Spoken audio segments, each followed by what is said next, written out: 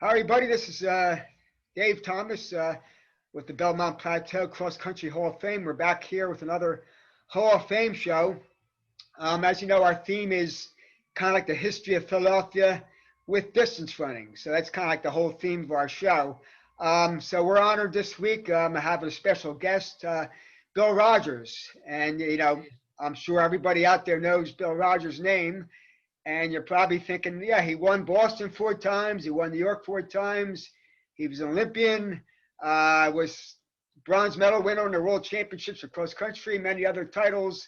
But what's he have to do with Philadelphia? So I'm going to let you think about that for a second. We'll be right back. I just want to kind of say this would have been our weekend for our Hall of Fame race, but the virus kind of knocked us out this year. But I still want to honor our inductees to the Hall of Fame this year. So we're going to, give a shout out to John Burns of LaSalle High and Villanova, Ron Delaney, who ran for Villanova, Kim Gallagher from Upper Dudley High School and Olympian, Jen Rhines, who ran for Villanova, and Paul Vandergrift, who was Archbishop Kennedy here around Philadelphia and went on to run for William and Mary.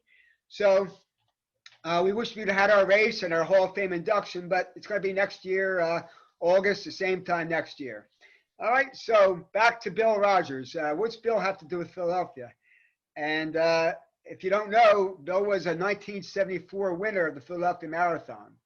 Okay, and if you don't believe that, I mean, I'm sitting in my basement here, and Bill gives me every year, I watch his trophy for him, his plaque. So there's Bill Rodgers' plaque from the 1974 Marathon that was presented by the Olney Kiwanis Track Club. So Bill, welcome. Thank you, Dave. I'm very glad to be joining you and seeing Belmont Plateau in the background. I always loved cross country. I wish I had run there in my youth, and it's just good to come out and see that area.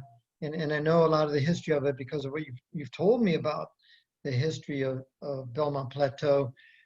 And the Philadelphia Marathon, I jumped into, I think it was my third or fourth marathon in 74. My first marathon was Boston in 73, where I dropped out at 21 miles, top of Heartbreak Hill.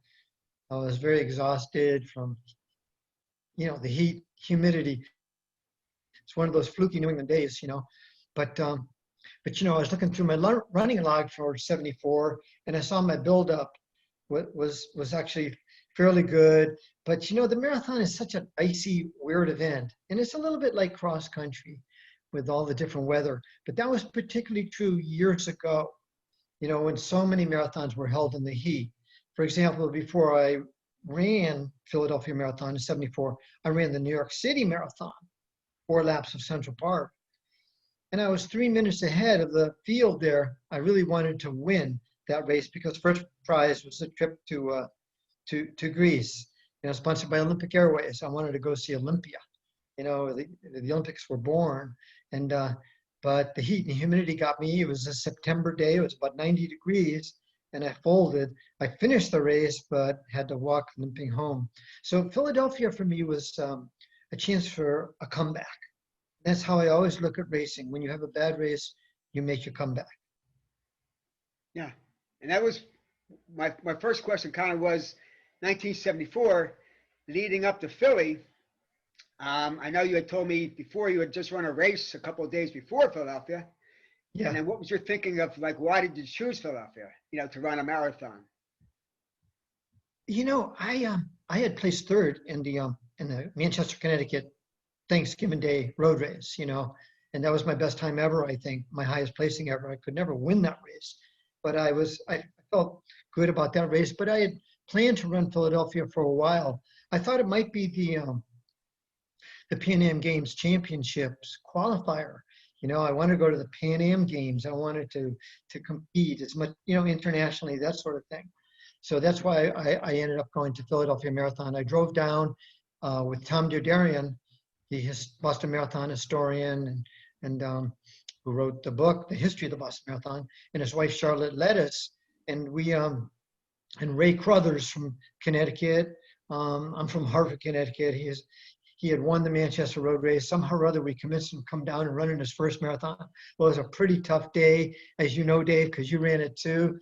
You know, cold, rainy, windy. It was a fight against the elements, but that's running. We're always with the elements, and it's just the way it is. And you kind of understate that. I was in that race. I was a kind of a 17-year-old kid who ran my first time, but I actually found a newspaper article, and there was actually a nor'easter that day. So it wasn't just a rainy, cold day. They were actually thinking of canceling the Philadelphia Eagles game and a couple other things.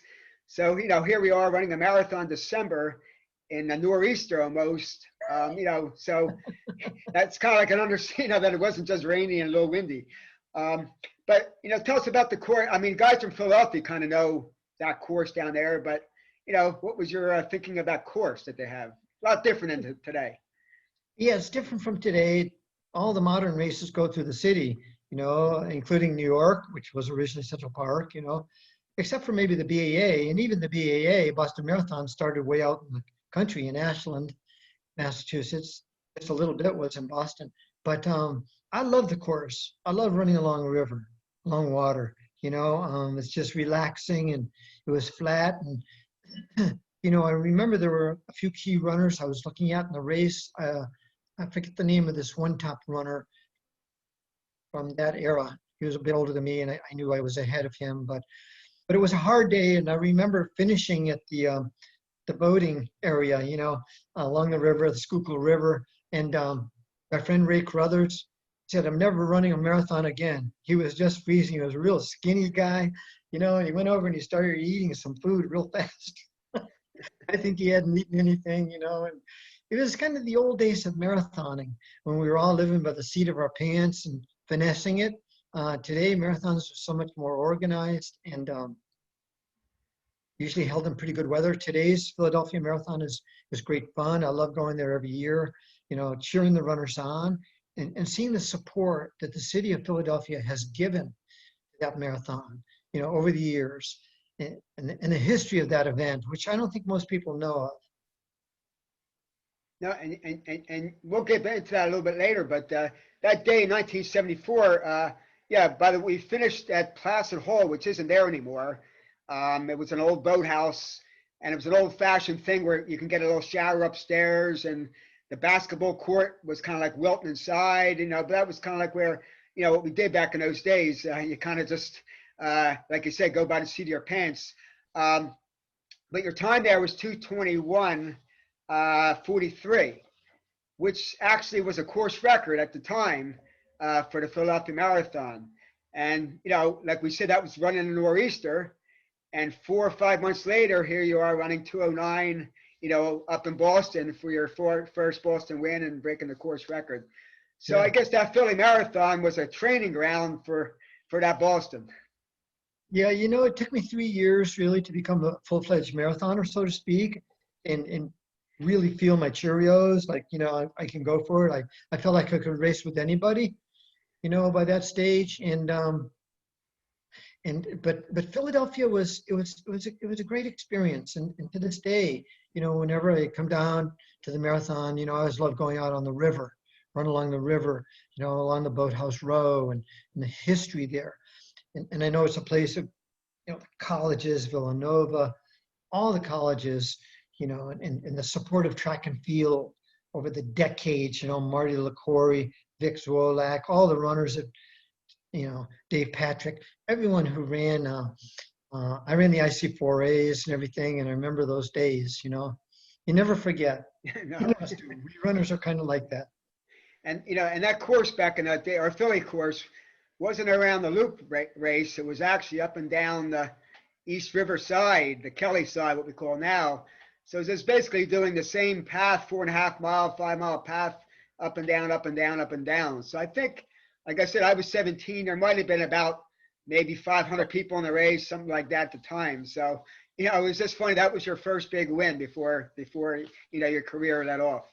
So, So good memories. So that kind of leads us into the history of Philly Marathon too. As guys know, I kind of went back and did a lot of research on the marathon. Boston has such a long, continuous history. But there's a big connection between Philadelphia and Boston, which people don't realize. Um, Bill won it in '74, but our first Philadelphia Marathon officially was actually called the Valley Forge or something different back then, but it was the 150th anniversary of the signing of the Declaration of Independence. So they said, hey, let's have a marathon. It started out at Valley Forge and it went all the way through the main line down to South Philly, and Clarence DeMar, who won Boston 7 times, won that. Also, Johnny Kelly, the younger Johnny Kelly, won it in 1955, 2:25 he ran. Amy Burfoot came back in 1966 and ran 2:24 and won it. And then Bill won it again. And a little known fact too, Jock Semple, who longtime organizer of the marathon at Boston, came from Scotland, lived in Philadelphia for about 10 years and ran the Philadelphia Marathon, actually finished 11th in the 1936 Philadelphia Marathon.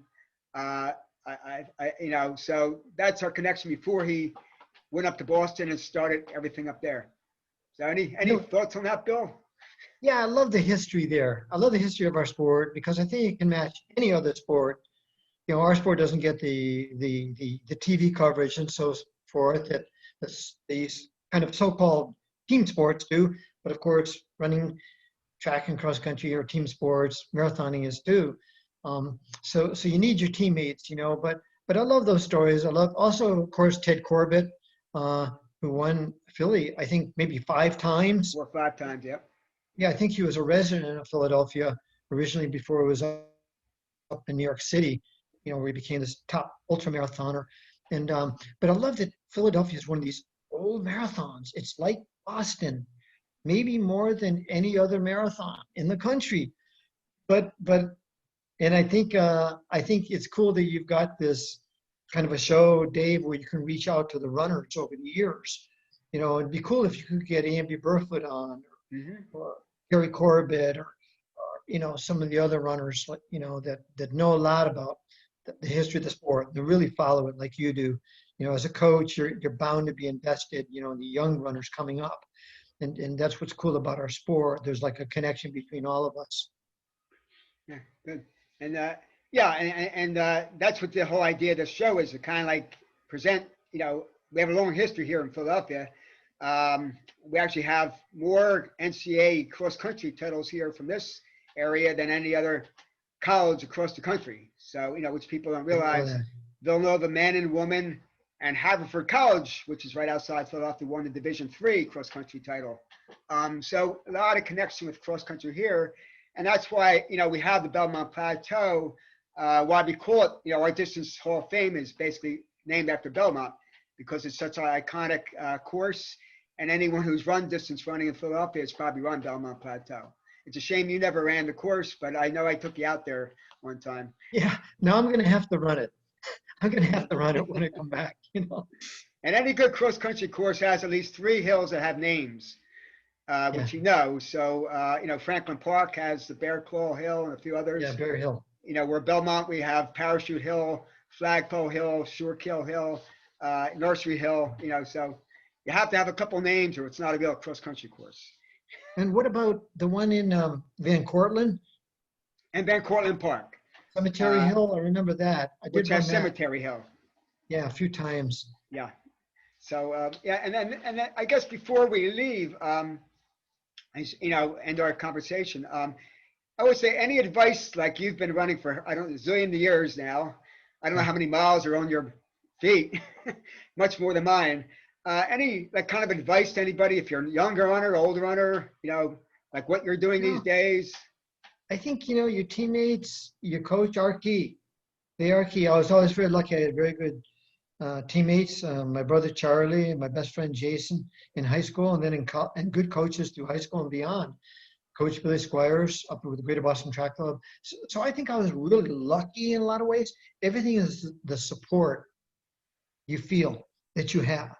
You know, is your, you know, are you able to do the right amount of work, but not too much so you don't get injured, you know, and find what do you really love in this sport? Once you find that, then you got it made. You know, nothing can stop you. Yeah, you're going to get injured. We all do have things like that happen, you know, but in the end, I think it's the greatest sport in the world. I think it's also the most competitive sport in the world. You know, when you take a look at the world cross countries or the world champs of track and field, you know, 100 countries are there in cross country, or 200 in the world champs of track and field. So I think, you know, you're part of it when you're a young person. And if you can help your teammates out, you know, that's key, because that's what we all do in a way. We compete, but also there's the camaraderie side. And that's absolutely everything. We have fun in this sport, That's you what it's know? all about. So let's keep going. Before you leave, I just want to, you know, anybody out there, if you haven't had this book already, I mean, my bookshelf is full of all kinds of books, but I've read this a few times.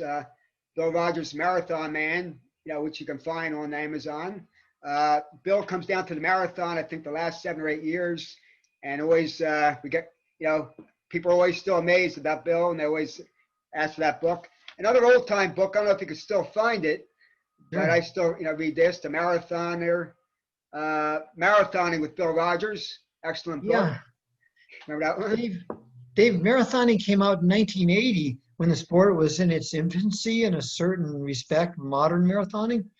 But Marathon Man came out in 2013, just before the bombing, unfortunately, happened in Boston, the Boston Marathon. But my book, Marathon Man, is about becoming a runner and why you might quit. And if you do, how to come back. Because that's what happened to me and my brother Charlie and Jason. You know, we all quit, but how we came back. And then my trying to win Boston, you know. But also, if you wanted to buy the book and anyone wanted me to sign a copy for a relative, family member, or themselves, they could just go to the BillRogersRunningCenter.com. That's our little store in Boston. And then the last one, which, you know, isn't Bill's book, but it's always great connection with Boston. Just Call Me Jock. So we're just talking about Jock Semple. If you ever want to read a funny book and a funny guy, you know, and with everything with Boston and Philly, it's in that book there. So Bill, I just want to say thank you for joining us, a very special guest. You know, the virus knocked us out this year with the Philly Marathon. We would have had you down this year, but things will pick up. You know, next year you'll be back down again, God willing. So the Philadelphia Marathon will be a virtual race this year. So anybody who wants to, you know, still be involved, you can do it virtually. But you know, we're always glad to have you down here. Dave, I'm wondering, let's stay in touch and see if they do some sort of virtual event. And you know, Rich DeSebastian, 2-time winner, other runners whom you know who have won it. You know, Gary Corbett, Amy Burfoot. Maybe we can all do something for the virtual Philadelphia Marathon. With that history, where there's no keeping Philadelphia down, I don't think. Yeah, Jock Semple, he was an interesting guy. He got a bad rap, you know, with his incident when he had tried to take Kathy Switzer's number away, but he was forced into that position by the International Olympic Committee, sadly, you know. And yeah, I guess you'd have to read the book to understand, but it's cool that they became great friends. And that's maybe the best thing about our sport, you know. You do become friends with the people you meet. It's always comebacks. Yes, got to do it. All right, well, I'm going to say goodbye to our folks out there. Again, we canceled our race this week, but we'll be back the same weekend next year in August next year. And, you know, same induction ceremony. I want to thank our guest, Bill Rogers, and join us again next time for another interesting guest with distance running connected to the history of Philadelphia. Thank you, Dave. Okay.